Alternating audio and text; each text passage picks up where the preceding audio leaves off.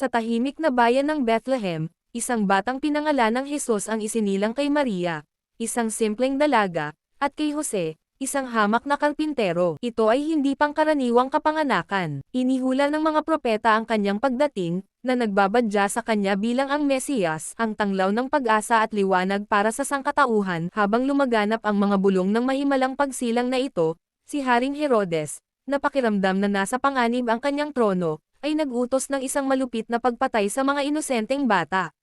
Sa patnubay ng banal na panaginip, si Maria at Jose ay tumakas kasama ang sanggol na si Jesus patungong Ehipto. Noong bata pa si Jesus nagpakita na ng kakaibang karunungan. Sa 12 pa lamang, nakipagdebate siya sa mga kasulatan sa mga iskolar sa templo, na iniwan ang mga ito sa pagkamangha. Gayunpaman, sa edad na 30 lamang niya sinimulan ang kanyang transformative public ministry, ang mga maaanghang na salita, Ama, patawarin mo sila, na nagpapakita ng kanyang walang hangganang pagmamahal at awa.